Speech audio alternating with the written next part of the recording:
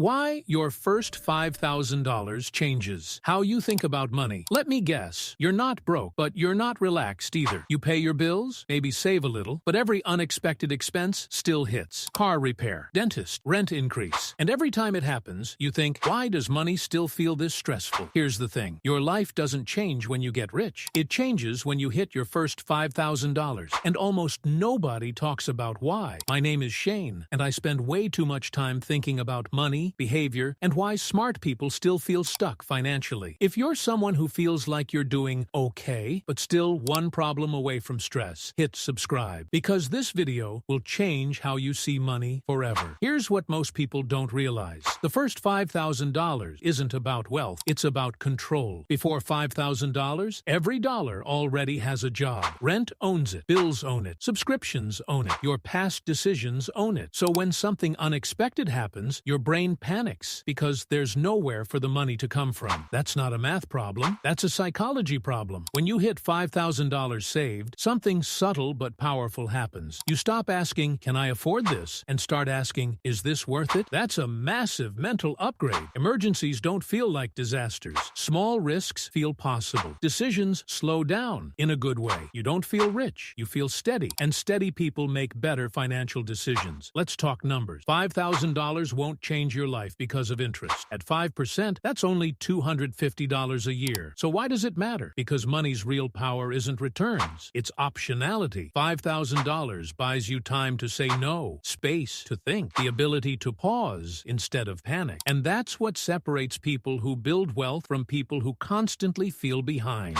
Here's the uncomfortable truth. Your first $5,000 is built without momentum. No habits yet. No systems yet. No confidence yet. Every dollar feels heavy. But once you cross that line, saving feels normal. Progress feels visible. Discipline feels rewarding. Momentum kicks in. That's why people who reach $5,000 often end up reaching $50,000 later. And people who never do stay stuck forever. Most people think the goal is more income, but income doesn't fix insecurity. Buffers do. You don't need a raise first. You need breathing room first. Because without a buffer, raises disappear, side hustles burn you out, and investing feels terrifying. Money only works when your nervous system feels safe. Here's the boring, effective approach. Stop trying to optimize everything. You don't need perfect budgeting. You need consistency. Automate one number. Even $25 or $50 per week builds momentum faster than motivation ever will. Protect the buffer. This money isn't for lifestyle upgrades. It's for peace of mind. Once you hit $5,000, you'll notice something strange. Money stops feeling loud. Decisions feel calmer. And progress finally feels possible. If this helped you think differently about money, subscribe to Infinite Upside, because wealth isn't built fast. It's built on purpose.